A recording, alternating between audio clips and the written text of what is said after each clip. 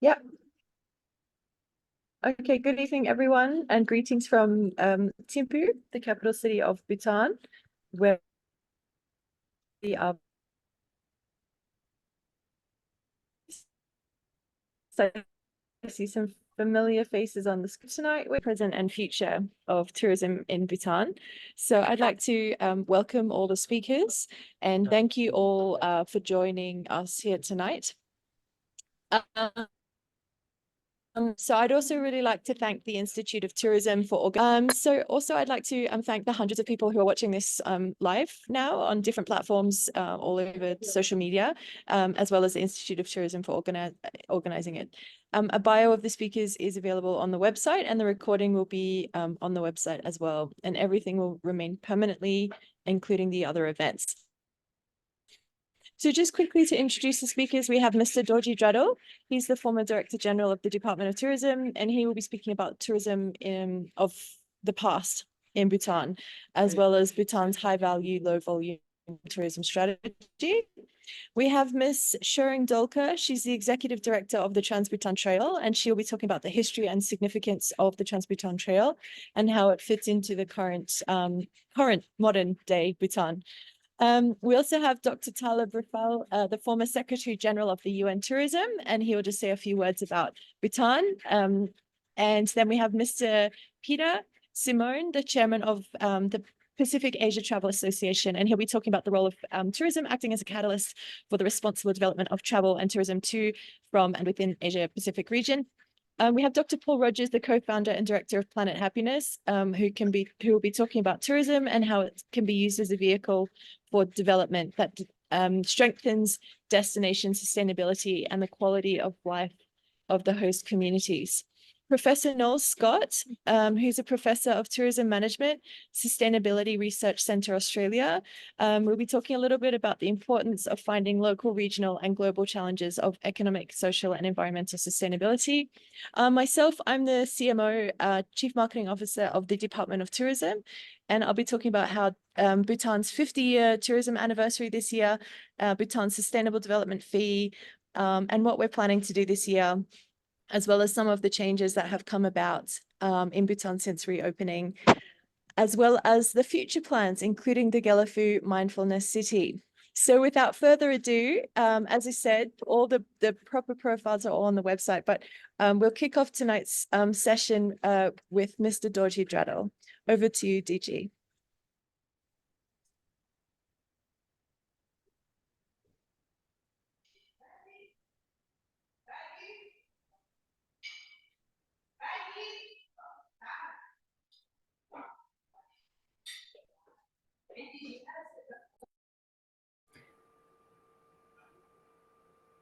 Hello.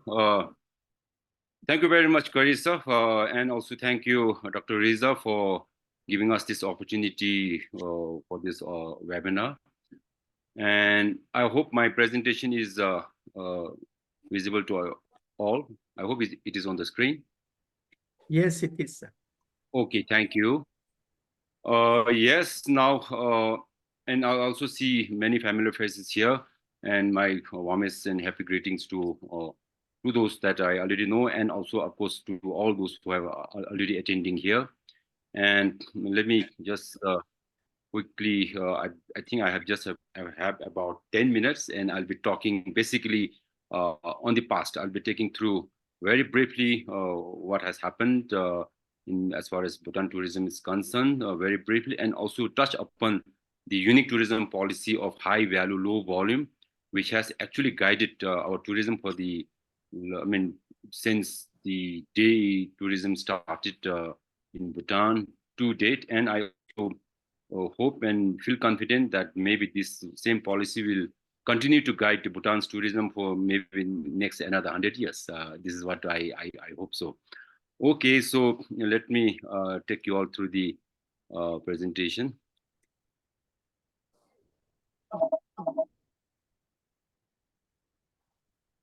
Yeah, so Bhutan tourism, Department of Tourism was established on 1st December 1971, and this is a real kind of a letter that I found.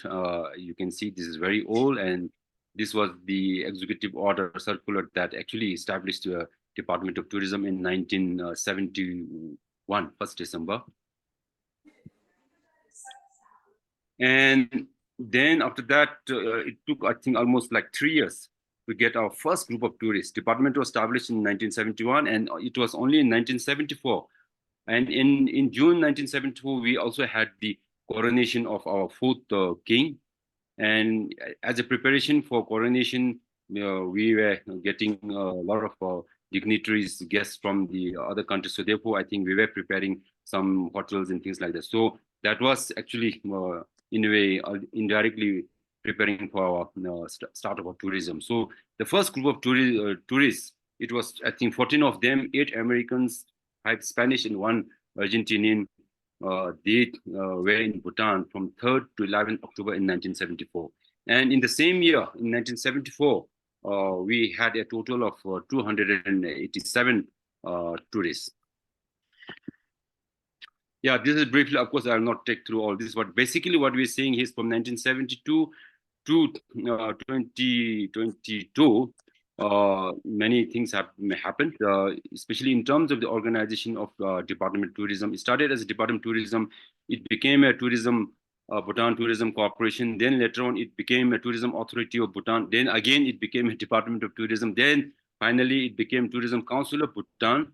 That was when I actually took over the council as a Director General for almost like 5 years. And then very recently in 2022, then again, now it's back to as a Department of Tourism. And then also you can see that it was only in 2000 that Association of Bhutanese Tour Operators was established. And similarly, it was only in 2007, the Hotel and Restaurant Association was established. And similarly, Guide Association was also established only in 2009.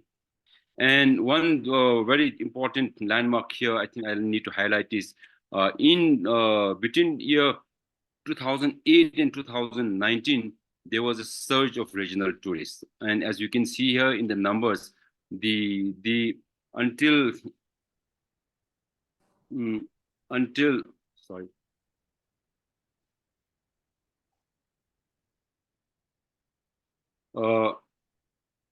Until 2008, the number that we received was very small. But after 2008, when we started to get the regional tourists, basically the tourists coming from India, Bangladesh, and Maldives were categorized as a regional tourists, and then the number really surged, and that actually gave us quite a shock. I mean, to our country. Basically, by 2019, we had a 315,000 tourists, of which almost like 3/4 of them were from regional tourists. So basically, they were not really the type of tourists that we were looking for, but that actually happened. And then, of course, the COVID came, and then, of course, we had so many other things. So that has basically changed the way that tourism was happening. And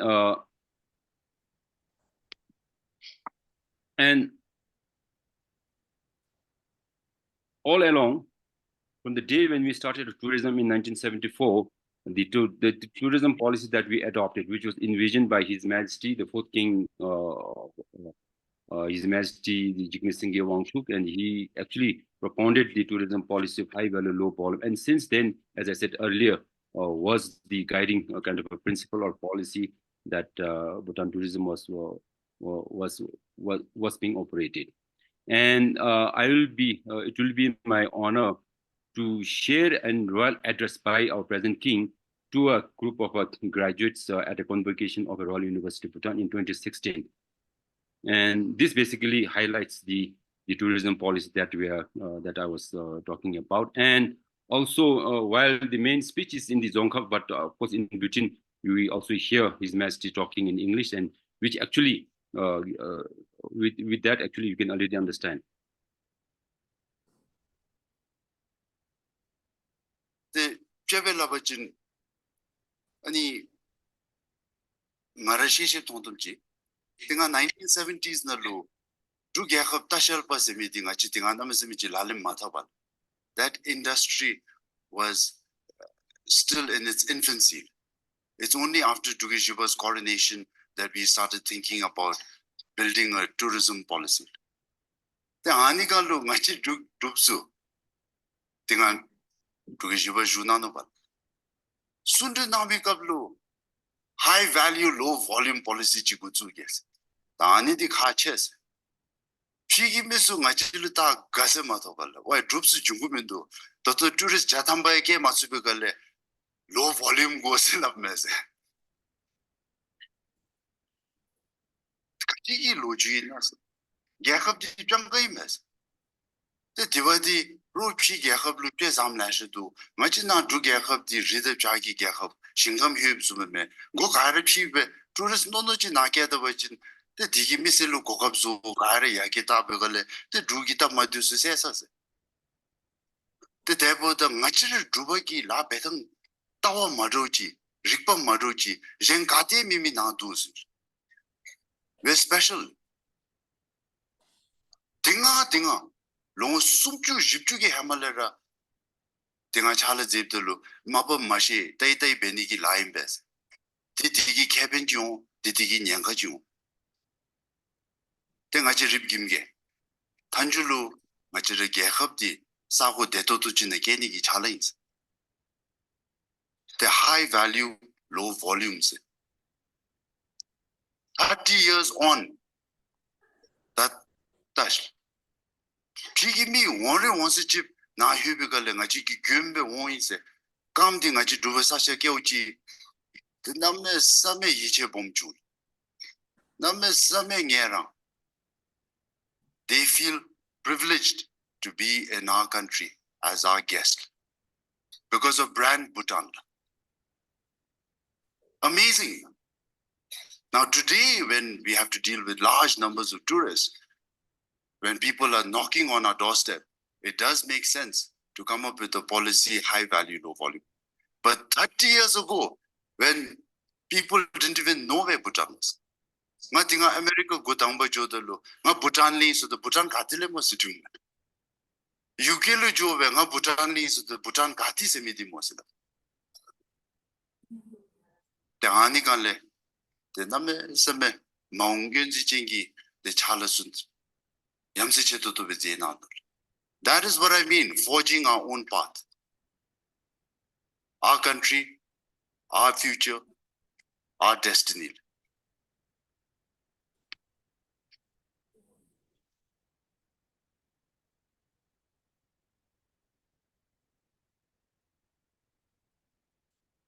Yeah, so thank you. So thank you. That was Our Majesty, His Majesty the King, and basically summarizing our tourism policy. And this basically summarizes what His Majesty has been saying. So as I said earlier, basically high value, low volume tourism policy has been our policy, and this will, I believe that this will continue to guide our tourism for many years to come. Now, briefly, I think I'm already crossed over my time. This is my last slide. So basically, this slide summarizes the high value, low volume. So under the purview, under the guidance of the unique development philosophy of gross national happiness, we have this policy of high value, low volume.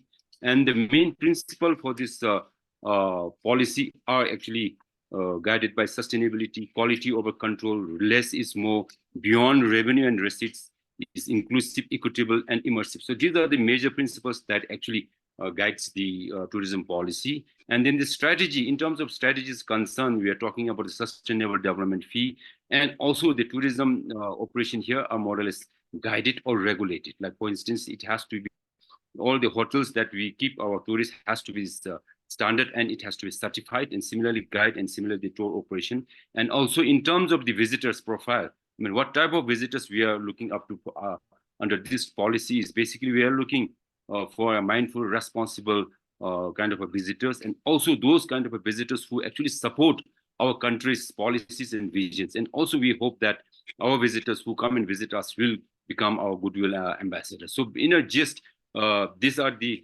policy principles, strategies, and visible profiles. And basically this will summarize into making Bhutan an exclusive destination, and also a great and exclusive experience for the visitors too. Yes, I think I'll stop here. And thank you very much for your kind attention. Thank you. Thank you. So next we have Miss Dolko, who's going to be talking to us about the Trans-Bhutan Trail. Thank you, Carissa. Good evening, ladies and gentlemen. Kusang bola. I will just share my screen. Okay.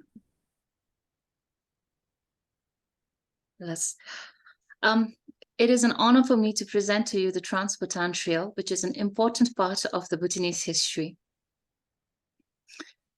So, it is a 403 kilometers ancestral trail that cuts right across our country, connecting 9 dzongkhas, districts, 27 blocks, 1 municipality, and 2 national parks, in addition to numerous biological corridors. So you can only imagine the kind of biodiversity, the flora and fauna that you can experience and encounter along the trail. It takes roughly about 28 to 35 days to complete the entirety of the trail. But of course, you can always customize how you want to experience the Trans-Bhutan Trail according to your preference. And if you're beginning your journey from the west, then the trailhead is in the Ha district and ends in the eastern district of Tashigang and vice versa. This is the map of the Trans-Bhutan Trail. In our initial phases of the revival, we had actually partnered with the National Land Commission Secretariat and GPSed the entire trail. And the highest point is actually in the capital city of Thimphu, and it is this one right here. It's called the Pumala Pass, and it's about 3,400 meters. So the vision of the Trans-Bhutan Trail is to, of course, restore and reconnect this historic route, create a unique cultural and nature-based tourism experience for everyone, promote local communities, and provide educational opportunities for our youth. So the earliest record of the Trans-Bhutan... Dolka, Yes? sorry to interrupt you, but your screen, your slides are not moving. Perhaps you want to try to reshare it again, because we still see the front slide of the presentation. Oh, okay, because I'm already 2 slides in. Let me check. Is this... Can you all see the slides now? We still see the front. Yeah, the you need front to slide. put it to present slides, or are the slides shorter? Let me stop share and let me do that once again. Can you see this slide? Yes, we can see it. Yes, Okay. No, but then you can click the slideshow up there. it's not showing a slideshow. It's just showing. Okay. So I've never had first that. yeah. So where do I go for the slideshow? Up. That's it. Just click on the next slide and then we should be able to see it. At the bottom. Yep. Yes, Yep. yes. Yep. Don't Yes. you can press the button on your It's actually I've done that and actually showing on my screen. I don't know what's happening. yeah, And Is it- make it full screen as well, please. Yeah. I'm sorry, too many voices.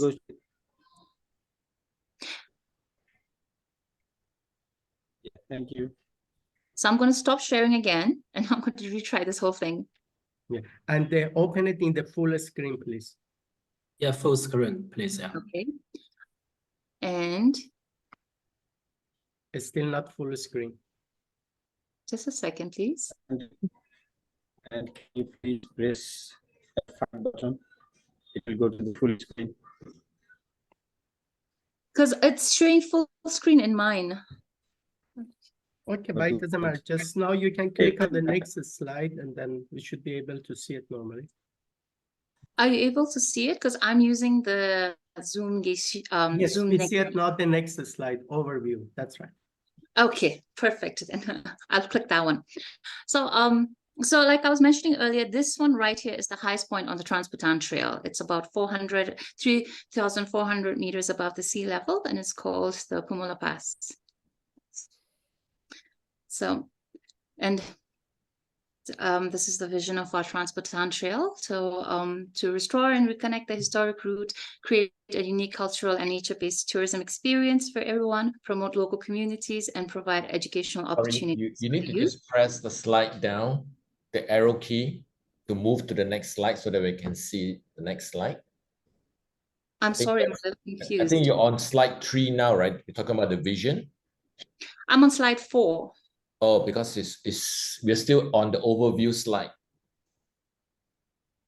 If you can just move the arrow key down, then the slides you can see to follow your presentation.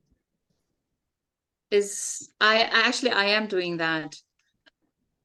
Excuse me, are you using 2 screens? I am not. I am not. I tried this. I tested it earlier and it was working perfectly fine with my when I was testing it. Okay. I'm so sorry for this. Do you mind if I did the presentation like this? Yep. Because this Yeah, seems yeah. to be working. Yeah, Now that's it's fine, you're showing right. it. Now it's showing Because it. I think we're running out of our time. So let me begin with this. So we finished our history. I apologize for this. So this is just, the earliest record of the Trans-Bhutan Trail dates back to the 16th century, though it's likely that it existed long before because it was the only means of connection that our ancestors had. So across the generations, the trail was used for many different purposes. It was a trade route for the traders to barter their products. It was a pilgrimage route for Buddhists, and it was also used by our religious leaders to spread Buddhism across the country. The legendary gobs ran tirelessly across the trail carrying secret missives. Heroes journeyed the trail in the service of our monarchs, and most importantly, our monarchs themselves used the trail, and they continue to do so today to meet, to protect, and to unite their people. So in that effect, the Trans-Bhutan Trail is a national symbol of unity.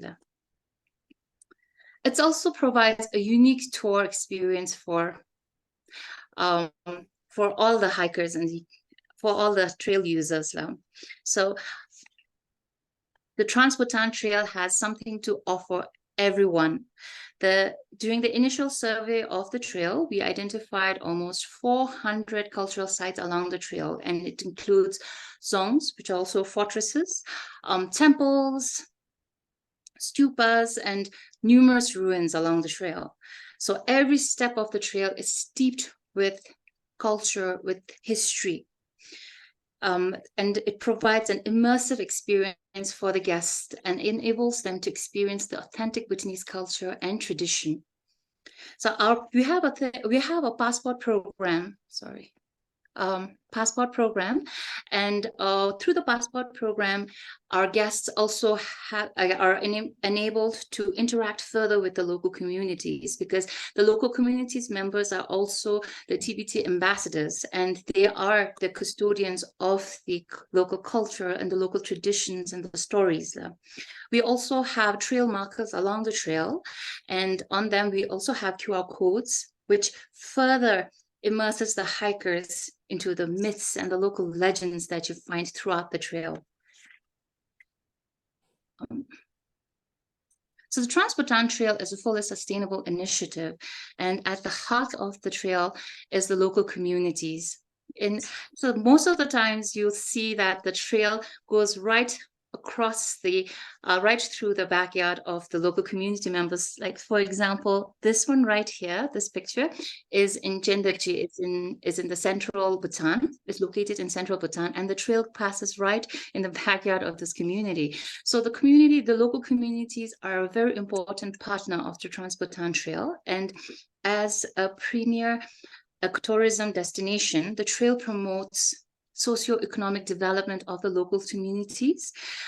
At the end of every hike, you always reach a village, and we encourage all hikers to use the services that's provided by the local community members. So that could be shopping for your necessities, homestays, restaurants, food, all that.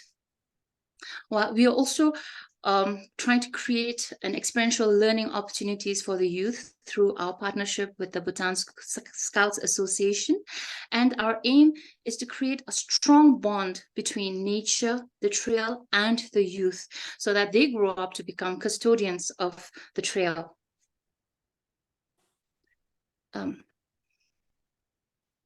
So the Trans-Bhutan Trail is a connection between the Bhutan's past, present, and the future. And we preserve the trail out of respect for our ancestors who built it and as a gift to the future generations. It is the preservation of our national symbol of unity. It is a celebration of our culture.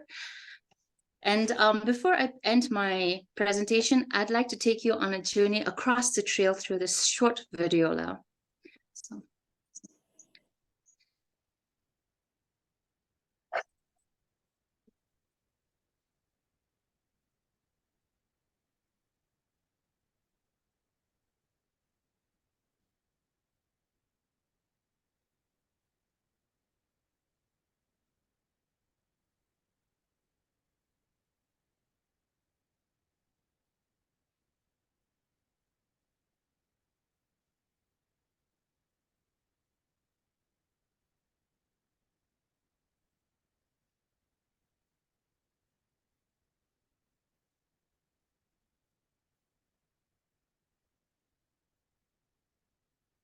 Can't hear you.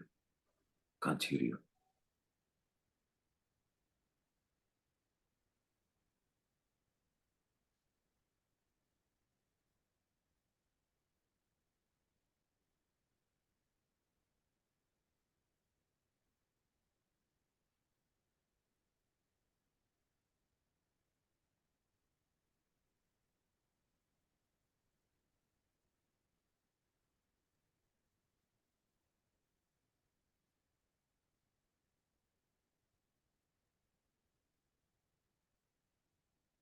We cannot hear the voice of the video. Yes, we can't.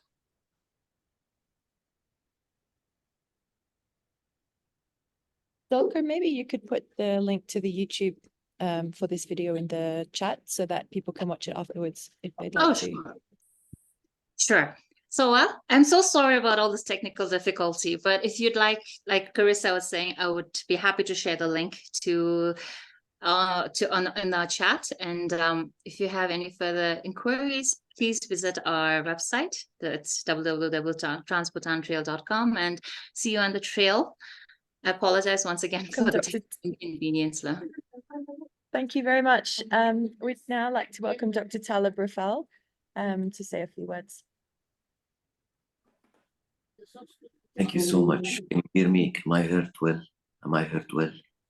Thank you. Yes. Thank you. Okay. Bhutan is a wonderful country. It's a country that invented the index of happiness. Happiness is something that we all yearn for. And Bhutan is the mother of happiness, really. Of course, this principle of low income, not low income, low number of visitors and maximum income is a very good concept to promote the concept of happiness. It's a concept that we all yearn for. I have visited Bhutan myself a couple of times, and Bhutan is a wonderful country. The people there are wonderful. So I just want to say that the concept of happiness is a very important concept. And that's all what I want to say for the time being. Thank you. Thank you so much. Thank you very much, Dr. Talib. The next speaker on our list tonight is Mr. Peter Simone, the chairman of the Pacific Asia Travel Association. Hi, Carissa. Can you hear me? Okay. Yes, loud and clear. Carissa, you and I met at John's party. I'm sure you remember that, yeah? Yes. about a year ago. And I wanted to tell the audience that I've had the opportunity to visit Bhutan twice. Most recently was back in June of 2023. And I was asked to look at the Royal Institute of Tourism and Hospitality, which is a fantastic hospitality and tourism school that was developed in Thimphu with the support of Austrian Development Cooperation. And the idea, the reason that I was there was really to look at how currently how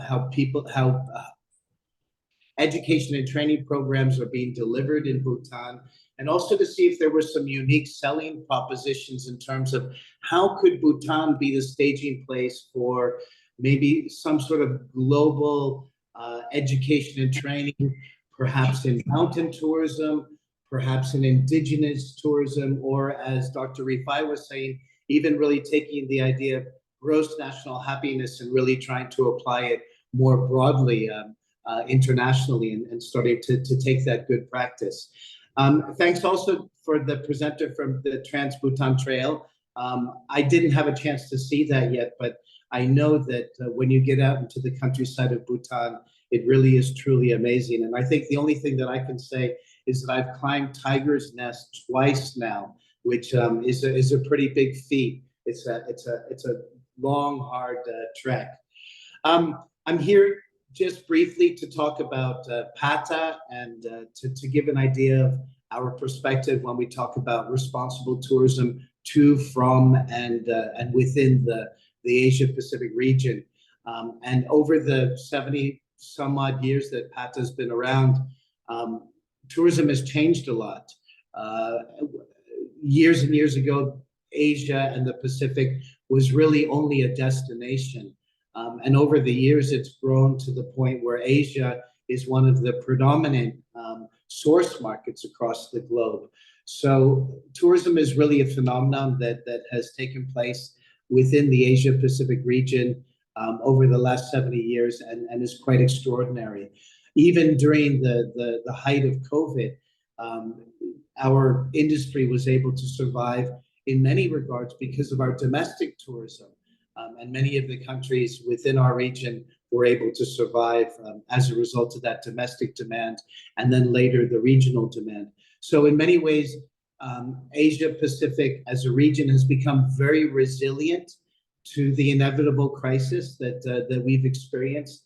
If it's health crisis, if it's geopolitical crisis, fortunately, Asia and the Pacific, because of our big population and because of the diversity of our tourism product, we are very resilient to crisis. I think one of the things that I wanted to talk about in the short time that I have is the way that I like to define the approach that PATA takes to responsible tourism is really to look at 6 different P's, if you will. PATA starts with the P, so we may as well have 6 P's. And 6 is a symbol of luck, and it's the highest number of the dice. So I figured 6 P's. And the first one that I wanted to mention, and I think these are really important for us to always think about as we grow tourism, as we develop tourism, as we try to look at you know, how to sustain tourism. One of the first things that we have to look at is that the underlying premise for a lot of people that travel is to visit people. And I think that it's very, very important that we celebrate the diversity of the Asia Pacific region in terms of our people, coming from different religions, coming from different creeds, coming from different cultures. And it's really the centerpiece of what makes Asia Pacific such a unique destination.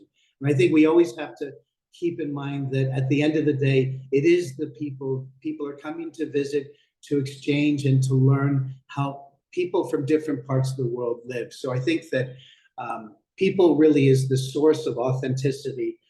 And that's something that we look at very seriously when we're looking at responsible tourism from a PATA perspective. I think the other thing is to really, number 2, my second P is to really think about perspective. And what I mean by perspective is there a sense of community in place within the destination? Is there a harmonious interaction between people? Is there an openness to tourism? And there's always the saying, a good place to live is a good place to visit. And I really think that that's very true. And so, you know, ensuring that the destination has the right perspective towards tourism and is eager to take on tourism. And I think it's important to mention here that peace is definitely a precondition for tourism to prosper and for the perspective of tourism to work. The other P that I wanted to talk about is planet. And of course, I think that we we all recognize, or if we don't recognize that climate change is a threat, then some of us still have to wake up. I certainly am aware of it, and I think most of the PADA community is aware of the fact that climate change is here. Small island destinations, destination states, that we have within our region are highly vulnerable, especially within the Pacific. So I worry about climate change. I think that we all need to worry about it. And I wanted to, in terms of this PI, I wanted to congratulate the World Travel and Tourism Council and Saudi Tourism for putting together this great environmental impact of global tourism report, which is really the beginning of providing a framework for measuring both environmental, let's say CO2 emissions, and also social indicators, things like gender balance within the tourism labor force. So I think that it's very, very important that that work's been done, and planet is extraordinarily important. My fourth P is protection. And I think that sometimes we forget that, especially in a place like Asia and the Pacific, we really do need to protect the intangible culture and heritage that exists in this part of the world. It is one of the reasons that people come to visit. It's one of the things that makes every country within Asia and the Pacific unique. And I think that it's very important for us to celebrate our differences and to make sure that we're able to protect those cultures and those heritages and that heritage. And I think we must avoid becoming the same through, the franchise sales of tourism. We need to celebrate our uniqueness and continue to do so. My fifth P is partnership. And quite honestly, sometimes I don't understand in this current day and age why we all need to have such, should I say cantankerous or less than friendly relationships with one another. And I think especially in a day and age right now, when really we need to be all hands on deck. We really need to face all the challenges that are facing the tourism sector together. And I think that one of the things that we need to really work on is starting to trust one another a lot more. And by trusting one another a lot more, we'll be able to enable those partnerships. And I think through partnership, we will be able to grow tourism, within Bhutan or within the greater Asia Pacific region. And my final P is prosperity. And I always think that it's important to remember that the reason we're in the business of tourism is to make money for economies, to make money for communities. And tourism really can play a transformative role in terms of changing economic circumstances of people. But we have some worrying indicators in terms of the implementation of the Sustainable Development Goals. We've only reached 20% of implementation, and we're already halfway through the implementation, the 15-year implementation period. So prosperity is what we're aiming for, but we have to make sure that we're on track to ensure that there's prosperity across all sectors of society. So again, those are my 6 Ps, looking at people, perspective, planet, protection, partnership, and prosperity. And I'll leave it at that, Carissa. That's sort of the way that we look at it in terms of focusing on responsible tourism across Asia and the Pacific. So thank you very much. Very good. Thank you so much for sharing all those insights. When am I going to see you in Thimphu again? Soon, I hope. Soon. Thank you. Okay. Okay, great. Well, thank you very much. And next up, we have Dr. Paul Rogers, the co-founder and director of Planet Happiness.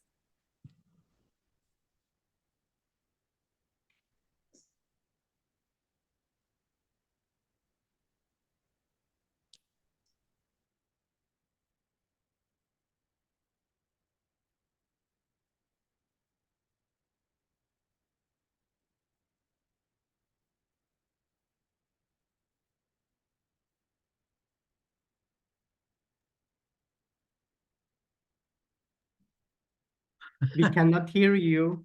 All right, let's try again. I forgot to press the unmute.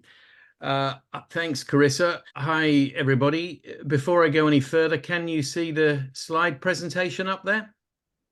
Yes. Excellent. So good to be with everybody. Delighted to see you in particular again, Talib. It's been a while.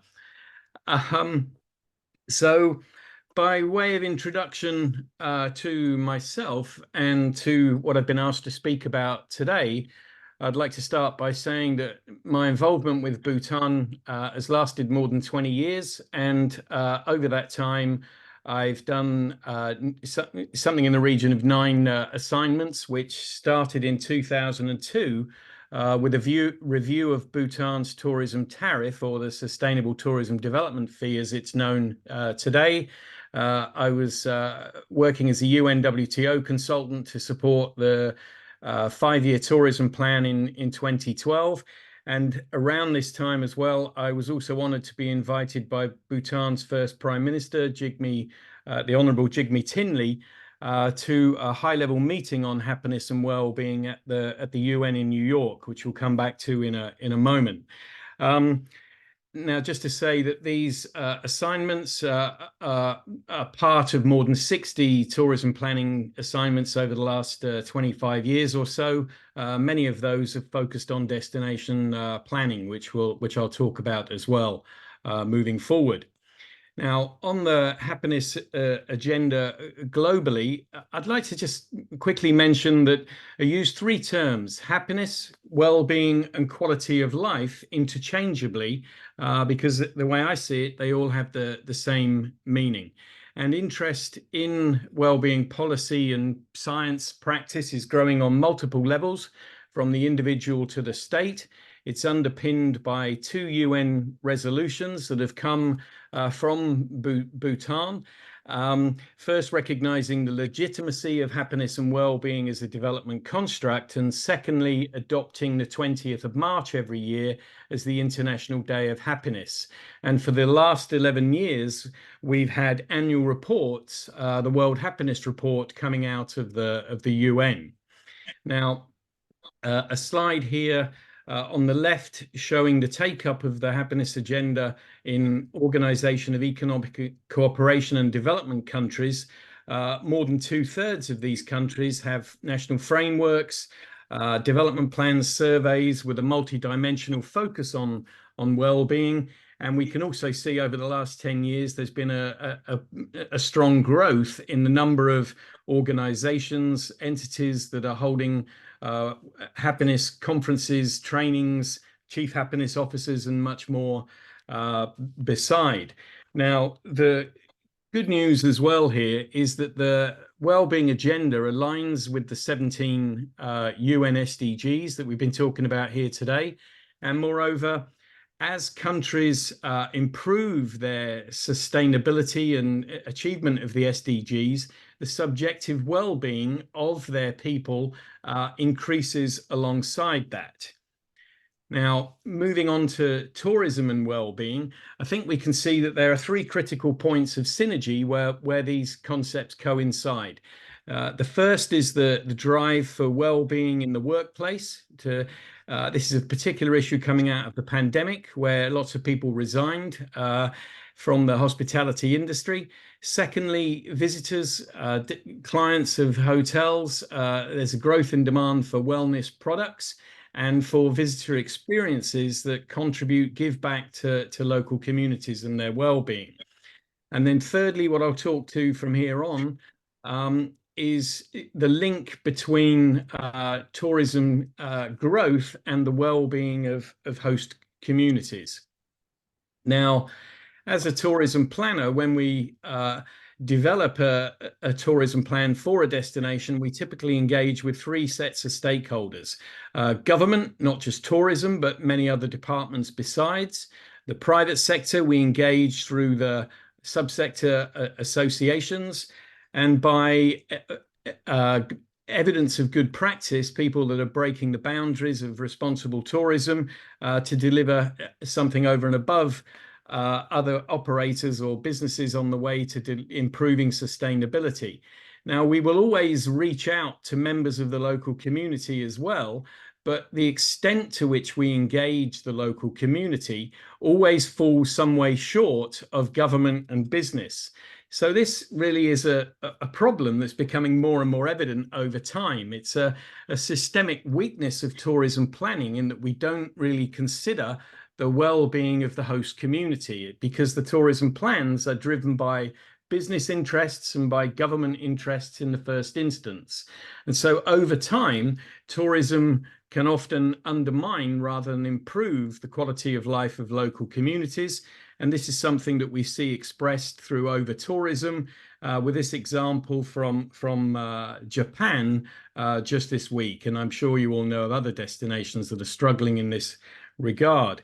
So the solution, well, at Planet Happiness, which is a tourism and big data project, we believe the solution is to engage, proactively engage with the host community to measure their happiness and well-being, which can be done, and to integrate these findings into evidence-based policy making. Now, we measure well-being based on the Bhutan approach, subjective well-being of individuals. We deliver an online survey that measures sense of community, satisfaction with the local environment, trust in government, our financial security, for example. We also have questions in the survey on tourism. Is it celebrating local culture? Is it providing jobs for local people? Is the level of visitation too high or too low? These questions are centered around the way tourism features in the UN SDGs. Now, I don't know where that squiggly line has come from. I don't know if you can see that as well, but trying to ignore that. Yeah, we work with destination management organizations and local governments to deploy an online survey. It takes about 10 to 15 minutes to complete. We have it in many languages. And at the end of the survey taker gets their own personal happiness scorecard with their score in blue compared to all other survey takers in black. So this introduces people to how we define well-being and how it can be measured. And at the destination level, we can take the aggregate of those scores to create destination scorecards to compare and contrast destinations, and all the time spark conversations about the tourism development and happiness well-being association. Now, as a tourism planner, this gets more interesting to me when we take away the comparison with other destinations and we stack the scores from low to high. We can see the domains where the community is thriving and where it's deficient. So we can go with these simple one-page scorecards to communities and say, well, what do you think needs to happen around these deficient domains to improve the well-being and happiness and quality of life of the host community? So in summary, we use a survey instrument that is recognized as a best practice approach. We gather data, we analyze it, present it back to communities and stakeholders through a variety of reporting to generate ideas for policy and actions at the local level. And then when the survey is redeployed 2 years later or a year later, we can ask questions about the effectiveness of those interventions that have occurred. So you can see from this approach that we're really trying to repurpose the tourism narrative to engage with the inspirational well-being agenda that comes from Bhutan, and to refocus the development to ensure that it strengthens the well-being of local communities. And this approach, it can provide traction for innovation in product and event development, for example, land regeneration projects, marketing, branding, and much more besides, with the aim of getting community engagement and support, and therefore delivering a social license for tourism investment. Now, as we just draw to a close with this, to flag up some of the partners that we have with this work, and one in particular, the Sustainable Hospitality Alliance. Now, you may be aware that UN Tourism have recently defined criteria, indicators, and measures for measuring the sustainability of tourism. But talking to experts on that panel, it's clear that social indicators continue to be a weak spot and a gap in sustainability reporting, which it doesn't need to be, because this approach is valid and can be adopted to address those concerns. And I'm pleased to say that through our partnership with the Hospitality Alliance, this approach will be being taken very seriously, and a big part of the hospitality's inspirational work to deliver net positive hospitality through universally accepted criteria. So I've gone through there quite quickly. Thank you very much once again for inviting me to speak and to be here with you all today. Thank you. Thank you very much, Dr. Paul. Super interesting and lots of questions and comments on happiness. So next, for tonight, we have Professor Noel Scott, the Professor of Tourism Management, Sustainability Research Centre, Australia. Hello, thank you. Can you hear me? Yes, we can. Great. So I'm going to share my screen. Let's see what I can do. Just bear with me. Here we are. So what I'm going to talk about follows pretty much from previous speakers. Perhaps I'll try and speak at a slightly lower, more granular level in terms of this idea of improving local capacity, developing benefits for the local community, and in particular, some work that I've been doing over the years in encouraging local entrepreneurship and developing human resources to do these things.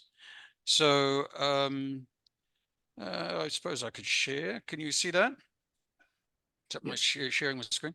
Yeah, so the problem that we're facing, as other speakers have said, is that tourism destinations are developing. There's usually an emphasis on the big infrastructure, the hotels, the major infrastructure attractions. And what is often missing is this link to authentic culture and heritage, and particularly benefits for local people, perhaps even in rural areas. So in order to do that, in order to address this problem, what you need are people to do things. So you need entrepreneurs. Not everyone is going to make a change in the tourism system, but if you can find the right people and then get them to understand tourism and to learn how to do things, not just talk, then you can make some progress. So what we've been doing in Indonesia and in Sri Lanka for about 8 years now is to work with the Australian government, the Department of Foreign Affairs and Trade, on a program we call Sustainable Tourism for Regional Growth. This program is it's an amazing thing. I'm very thankful to the Australian government for funding this. This is done as part of the Australia Awards Indonesia short course. So it's funded by the Australian government, and it takes 25 people and we work with them over a period of 6 months to get them to, first of all, learn about sustainable tourism, but also to implement a project that they are interested in. So this is different from many courses on sustainability and things, in that adults learn by doing rather than perhaps learn in a classroom. And so what we do is we work with a participant, each participant individually, to identify a project they want to work on. We mentor them through 3 main contact points: a visit to Indonesia for a few days to meet them, 2 weeks where they visit Australia sites, visit universities, talk to local people, talk to the people who are managing tourism in Australia, and then afterwards return to Indonesia to hear the outcome of their project. Without wanting to be flippant, this is the most successful Australia Awards Indonesia short course ever. There's 15 a year or so, and this one has been running for 8 years in Indonesia. We did it 2 years in Sri Lanka, and the most of the courses that are run once, possibly twice. So it's been pretty successful, and we've now got around about 200 participants. We call them alumni in Indonesia, who are talking to one another. So I wanted to try, I mean, out of 200 projects, I can't sort of give you, tell you everything, but these are just a couple of the projects we've been involved in. One that I just got some information about today is from our alumni, a participant who finished in February this year. His job, he's in local government, he's a local government officer.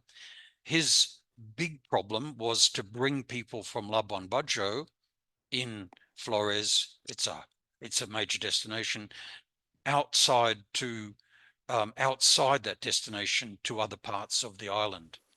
And so he developed a local festival. He worked with the local people to develop that capacity, and he just sent me the report to say that this was held a few days ago. They had about 4,000 visitors, and they were able to link this festival to and begin to link to the Ministry of Tourism in Jakarta and provisional government. So it's not just about this festival, it's also about developing the capacity to host a festival of this type. I think one of our other speakers was talking about Lita.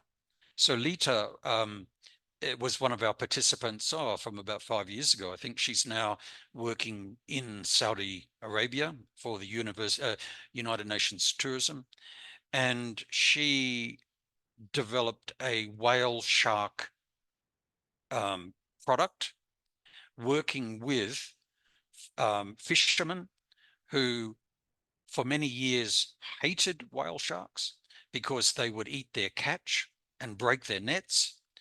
And the idea is to turn a negative, the whale sharks, into a positive and provide benefits for the local fishermen to bring tourists to see them. So that project has been progressing for some time.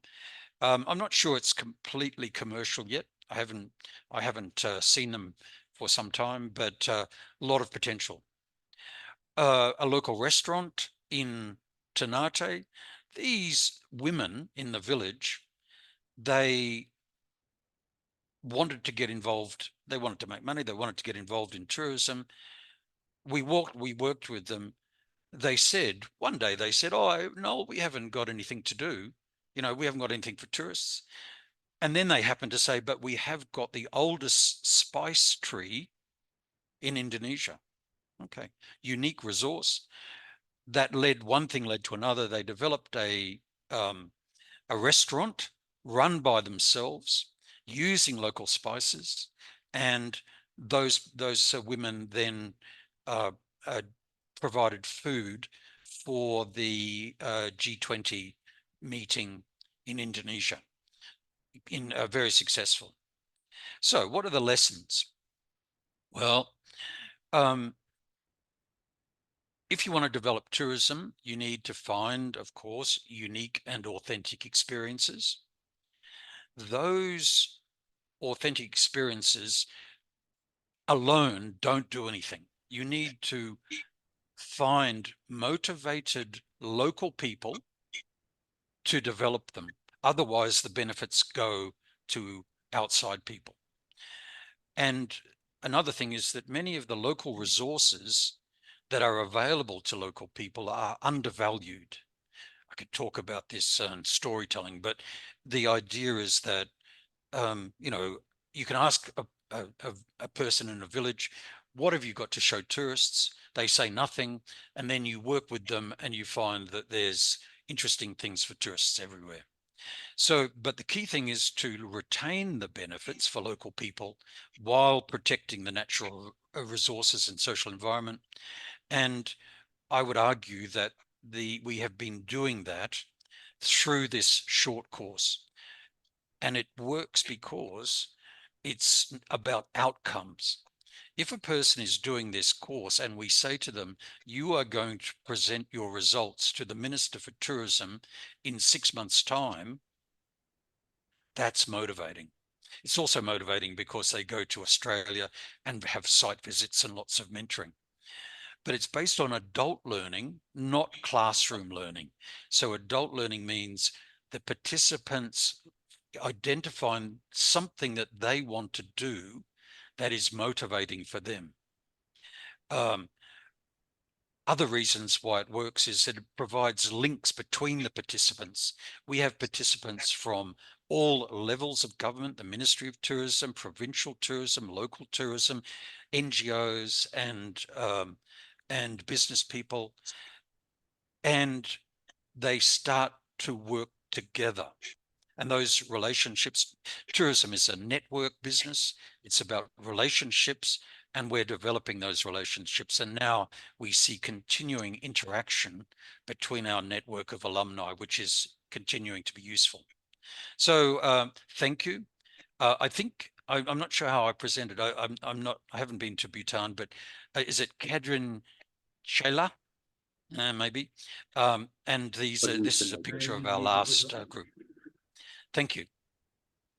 Thank you very much, Professor Noel. That was amazing examples that we could all learn from. So from one Australian to another, it's now my turn to present. And I will be the last. I was supposed to be followed by Rapsil, but unfortunately Rapsil is not able to join us tonight. So after me, I think we're going back to Dorji Jadot. So my presentation tonight is about tourism present and future in Bhutan. So as you know, I'm the Chief Marketing Officer for the Department of Tourism. And this year is our 50th anniversary. So as Dorji mentioned earlier, the first guest to Bhutan came in 1974. So this year we celebrate 50 years of international tourism. So I'm going to share my screen and walk you through a small presentation. I hope I don't have the same technical issues as earlier. Okay, just going to. Okay, can you all see that? Yes, we can. Yes, we can. Yeah. Okay, perfect. All right. So Bhutan Believe, welcome to the land of the Thunder Dragon, which is the last remaining Mahayana Buddhist kingdom. Bhutan is a destination that's really unlike any other. It's a place you come to feel, to reconnect, to be inspired, and to believe. And one of my travel agent friends that I met recently in Switzerland said, I think summed it up wonderfully. She said, it's a destination for your heart and soul. So there are some changes to Bhutan's tourism strategy, and this is the present part of the what's happening in Bhutan presently. So after COVID, Bhutan reopened with quite a few changes. The first one was it's got a new national brand, which is Bhutan Believe. You would have seen the logo on the opening slide. There's also a new tourism strategy and a big focus on enhancing the guest experience. So under the new tourism strategy, there's quite a few things that changed. Some of these, for instance, this sustainable development fee increased from what it was before. For many, many years, it was always $65 and it increased to $200 per person per night. That's US dollars. Last year in around August, the government revised that down and it's now USD $100 per person per night. There is one country in the world that has a different SDF, and that's India. And that SDF is charged at 1,200 rupees, which is the equivalent of about $15 US per person per night. There are discounts for children as well. The reason that there's a different SDF for Indian nationals is because there's a lot of trading links, education links, cultural links between Bhutan and India, but that's the only country in the world that benefits from this. The other changes to the tourism strategy are you used to have to book Bhutan through Bhutanese tour operators. That is no longer the case. Guests can and do book directly. You can book with tour operators, you can book with hotels, you can book your whole experience independently. But we would still recommend you book through a Bhutanese DMC just because they know the country, they know the lay of the land, and it's kind of guaranteeing that you have an amazing experience here. There used to be something called the minimum daily package rate, which was around $250, and that was an all-inclusive rate that included your sustainable development fee and included your hotels, your meals. That is no longer there. So there's no minimum spend. This SDF is just a fee. It's the kind of tax that you pay to the government. And I'll come on to that in a little bit, what that money is used for. Of course, now when people spend so much money just to be in the country, they have very high expectations. So there's a big focus now on improving the guest experience. So making sure from start to finish that every single guest to Bhutan has a seamless experience, that the standard of the hotels is good, the standard of the guides is great, that, you know, they have an amazing high value, high quality experience in Bhutan. So this is really kind of what's new and where the country's at. There are many reasons to visit Bhutan. I'm only going to list some of them because I think they kind of represent, they live into this whole concept of the sustainable development fee.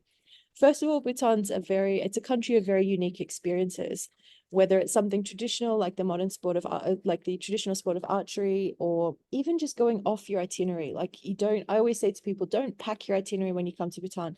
Leave some time, because when you let things just organically happen, that's when you're going to have these amazing, memorable experiences. People will say, do you want to come to my house for a cup of tea? Do you want to come and watch me play some archery? Do you want to come and meet my family? And it's just a land where when you come here, you have these incredibly rare, unique experiences. It's also got beautiful nature. It's, you know, in the Himalayas, we're at altitude here, and the nature in this country is exceptional. And these are the reasons why Bhutan needs to take tourism carefully, why it needs a different strategy for tourism.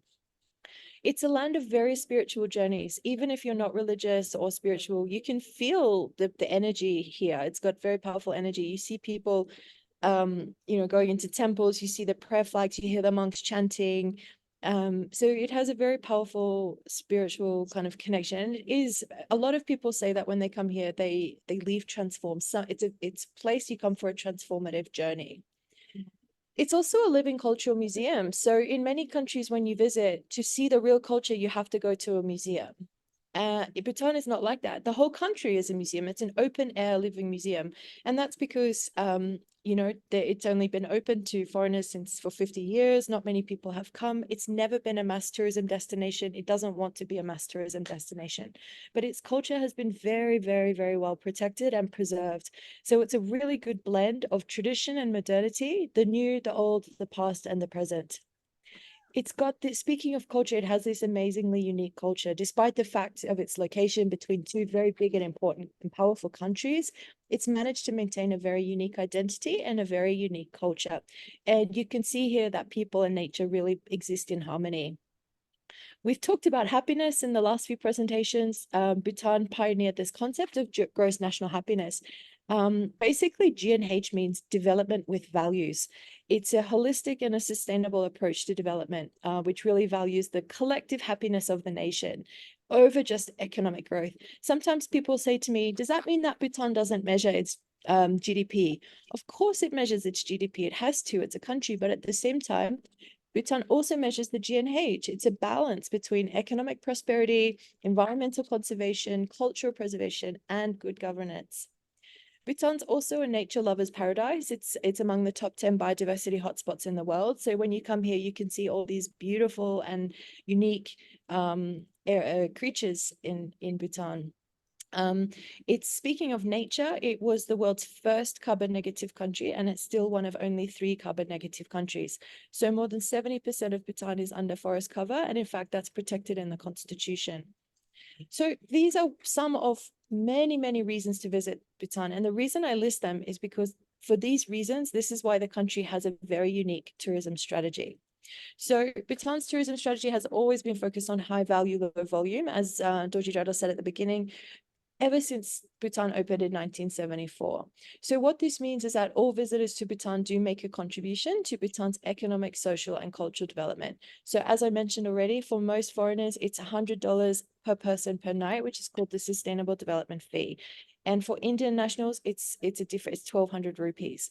Now, what happens is that this money goes into a pot that's used by, it's collected by the National Exchequer, by the government, and it's funding things like free healthcare and education for all Bhutanese. It's funding all the sustainability and conservation projects in the country. It's funding the cultural preservation, upgrading the zongs and the temples and everything that needs to be protected. And it's upgrading the roads and the infrastructure and upskilling people. So these very reasons that I listed at the beginning, why visit Bhutan, this is why, this money is going to make sure that these reasons that people come here in the first place stay as they are. Because if if you come here and it's too crowded and there's no nature and it's not very good, and the culture's being eroded, then the very reason that people want to visit Bhutan in the first place just won't exist. We have a lot of, I won't go into too many details here, but Bhutan is a destination with wonderful, a wide range of hotels. There's 10 5-star luxury brands here in Bhutan. This is called the 5-star journey. There's 11 4-star luxury brands, again, along the same valleys, but there are many, many wonderful 3-star hotel brands across Bhutan. And the standard of hospitality in this country is phenomenal. I always say that Bhutanese hospitality could be exported around the world. It's so good. We see that homestays, and I've enjoyed listening to the presentations because you talk about these authentic experiences and community engagement and community involvement. And we do see that homestays now are becoming really popular, and people are wanting, even the luxury traveler are wanting to spend more time in homestays. They want to, have a couple of nights in a homestay experience because they get to really connect with Bhutanese people and understand the Bhutanese culture more when they're staying in a homestay. These are real people, by the way. These are from Laya in northern Bhutan. Here's an image of a homestay in Punakha, one of the valleys, about an hour and a half away from where I am now in Thimphu. So looking to the future, 50 years. So as I said, this year is 50 years of tourism. So in June, on June the 2nd, to commemorate His Majesty the Fourth King's coronation, because he was the one who kind of opened Bhutan to the world through tourism, we will be launching a 50 years campaign. So this will have many different facets. We'll be doing media, digital, social media. We'll be telling the stories of the past 50 years of what's happened. We'll be doing events and awards and different things, and also trying to connect with guests that have visited Bhutan over the past 50 years. So if that includes any of you, I'd be very happy to hear from you. Moving on to the future. Many of you might have heard that last year in December on National Day, His Majesty announced a new project called the Gelafun Mindfulness City. And this city is going to basically future-proof Bhutan. It's going to be the world's first Buddhist city, the world's first mindfulness city. And it's really about kind of making Bhutan ready for the future. So it's a short video. I'm just going to reshare my screen for a second because I needed to click a little box to allow audio. So I'm just going to do that now to make sure you can hear the audio. Okay, allow. Great. And I'm going to play. If the audio doesn't, if you don't hear it, please just let me know. Sorry.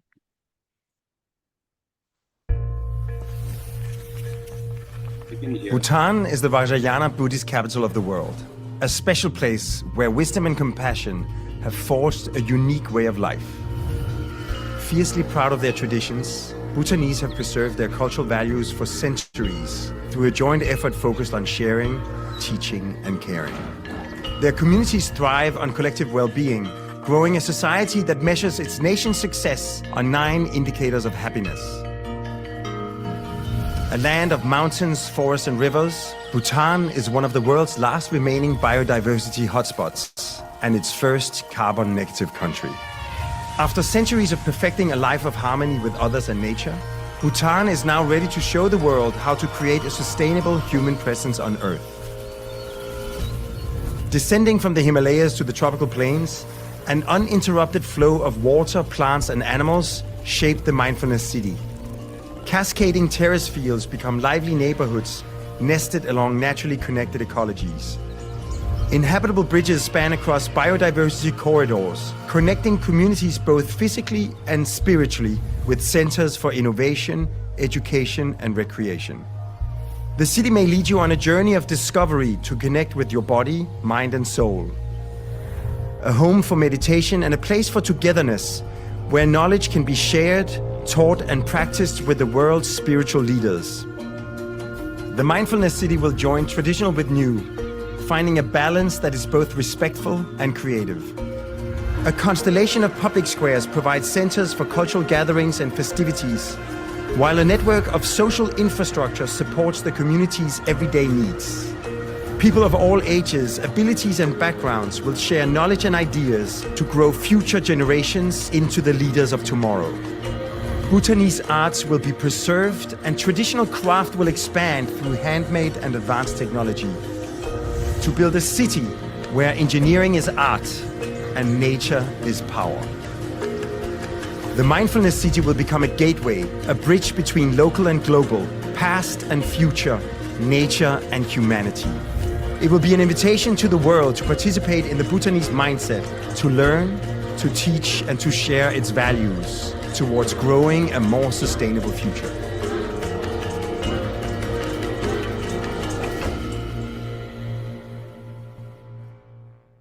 So this is Bhutan of the future. You can see here some of the renderings, which of the project. So this is in the south of Bhutan in a place called Gelafu on the border near Assam in India. Just to close, I think this is very representative of modern and future Bhutan. But the creative scene in Bhutan is really quite impressive. This film, for those of you interested to learn more, is by a Bhutanese director, and it's made on a very low budget, but however, it was made to such acclaim. It was Oscar nominated. It's called Lunana Yak in the Classroom, and it tells this amazing story of a young teacher who's sent up into the highlands to teach, and there's a yak in the classroom and kind of his life around. It's a beautiful film. It didn't win, but it's really, really worth watching. It's available on Netflix and a lot of places. And this is his new film, the same director. This was also Oscar nominated, Best Foreign Feature in this year's Oscars. It also didn't win. However, for me, I really love this film. It's about Bhutan's transition to democracy and you know, how Bhutan made that happen. And it's also this quite interesting story of an American tourist who turns up in Bhutan and tries to buy a gun, and how do the Bhutanese actually deal with that situation. So again, it's available. It's actually touring the world now in different film festivals. So please try and see it if you're interested. And to leave you today, here's a picture of the Bodhidharma Denma statue in Thimphu. We do, just to be very clear, it's very easy to get a visa here. There are no limits on the number of visitors. It's just that our tourism strategy is quite, you know, it's a carefully planned approach to tourism. We're very, very active on social media, a lot of content posted daily in case you're interested to learn more. We have a lot of resources in terms of, you know, the tour operators, the hotels, the festivals, and so on and so on. And finally, in Dzongkha, Bhutan is the only country with no word for goodbye. So in Dzongkha, the word is see you again. So thank you very much for your interest in Bhutan, and hope to see you here in the near future. So at this point, I will pass back to Mr. Dorji Drado, who I think is going to say a few more words. Thank you. Thank you very much, Carissa. Actually, Dr. Riza, I think you should, and Carissa, you should rethink, because I think we don't have much time, maybe 10 minutes, maybe you want to leave it for a Q&A, some interaction. But maybe a few minutes, Mr. Dorji, you can say the last words, and then we can go to the Q&A if there are any questions. Yes. So I mean, basically, what I again wanted to highlight is our what you call as a tourism strategy or policy of high value, low volume is such a visionary kind of a policy that Bhutan has adopted it. As His Majesty has said in that video which I shared with you all, he said, today, after 50 years, you know, when you're talking about mass tourism, when you're talking about over tourism, this policy has become so relevant, high value, low volume. And in fact, since last year, I've been, you know, whenever I get chance, I've been trying to say, you know, maybe high value, low volume could be the new mantra for combating the high, the mass tourism or the over tourism. So, but the interesting thing is that this was founded by our fourth king in 1970, in 1974, 50 years ago, where actually it didn't make any sense actually. In fact, we were told that His Majesty was suggested by his peer or his advisors, maybe even from the foreigners, saying that why you want to adopt such a policy? I mean, tourism has just started. It's better, I mean, to make money. I mean, let just visitors come into our country and you can make a lot of money. But then His Majesty said, I mean, he was such a visionary, I mean, leader that he saw 50 years down the line, if we have to change, come back to this policy, maybe it would be too difficult. So since then, we have adopted this. So basically, that has been our really root and the foundation. And as Karis has just shared a video with you here today on this Gelfu Mindfulness City. Now today, that is the latest kind of a gift that Our Majesty has given to us, to the Bhutanese, and also to the world, because this Gelfu Mindfulness City is going to be the first of its kind, and this is going to show to the world, there is an alternative way. There is a way wherein the human beings can live in this earth, in a perfect kind of a sync with the nature, so that everybody thrives, everybody survives. So it's no, I mean, basically we are talking about combating the climate change and environmental degradation, all these things. And this has now finally boiled down to this Gelfu Mindfulness City, which is now we have just started to create this. And in fact, Carissa has also invited, and here also I like to also join her, saying that at this point in time, we are actually announcing to the world, we are welcoming, inviting any like-minded people, maybe investors, maybe as a thinker, as a philosopher. If you want to be part of this mindfulness city, you are most welcome to apply to us. I mean, there is already a website there. If you want to know more, we can share, and then you can be also part of this. So, but basically what I'm saying is, mindfulness city is just didn't happen like this. It was kind of a preparation that His Majesty, our leaders, did 50 years before. When you're talking about gross national happiness, when you're talking about high value, low volume tourism policy, now finally culminating into this Gelfu Mindfulness City. So it is all actually connects so well. So finally, my final word would be, finally, as per our experience, at the end of the day, I think the leadership would matter. Whether a nation or a community or a country, whether it goes up or down, I think finally it will boil down to our leadership. So far, I think Bhutan has been so fortunate to have the leadership in our visionary and far-sighted monarchs. Thank you. Thank you so much, Mr. Gorji, for the wonderful speaking. Our other speakers, Ms. Dolkar, are you still here? You want to add something before we go to Q&A, or Dr. Roger, Dr. Scott, anything you want to add?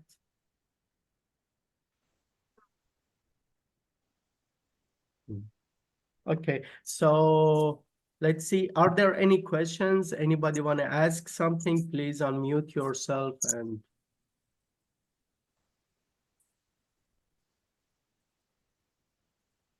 Dr. Scott, do you want to say something?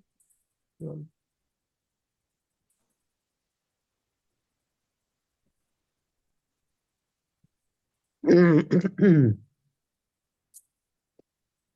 would like to ask something.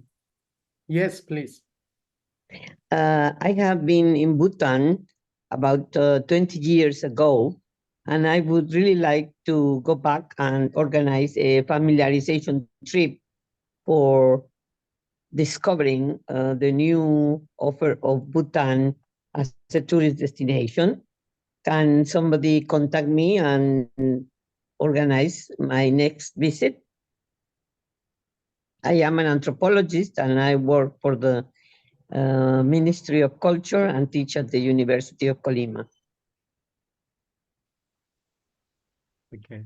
Miss Carissa, I think you can answer, or Mr. Dorji?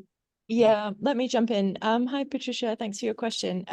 If you don't mind, just drop me your email. We can connect on this offline and see what can be done.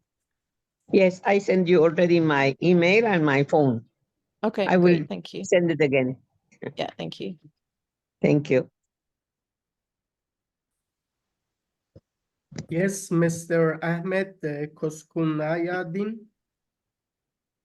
Hello, thank you very much that you have given to me explain my ideas.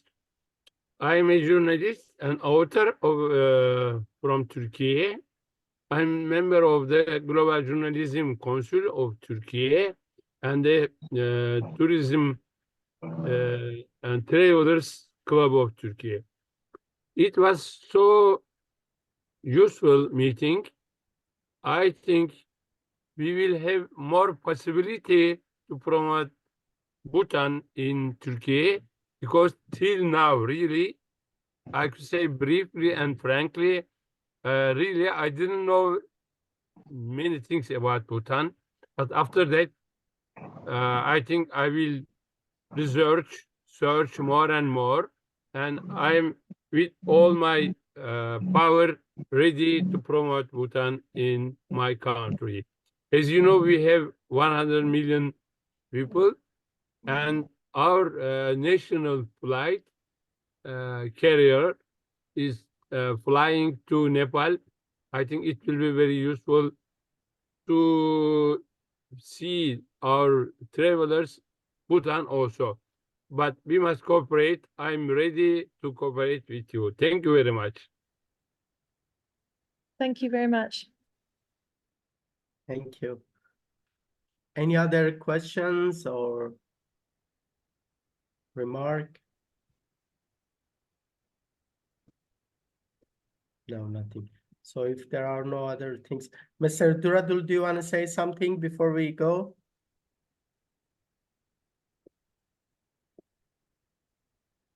No, Dr. Rizal, nothing more. I think I'd just Okay. like to thank everyone here, especially Excellency Dr. Talif Rifal. I think you have been always a big supporter of our country. So thank you so much for being in this webinar. So thank you everyone. And thank you, Carissa, also for giving us this opportunity. Yeah, and especially Carissa, our wonderful moderator and chairwoman, she has done a wonderful job. Thank you so much, Carissa. Thank you too for organizing everything and to the Tourism Institute. Good Thank evening, you. everyone. Thank you. Thank you so much. Thank you, and see you in Bhutan. Thank you so much. See you. Bhutan. Bye. Thank you. Thank you. Thank you very much for your all. Thank Bye. you. Thank you, Paul. Bye-bye. Thank you so much. Thank you. Thank you.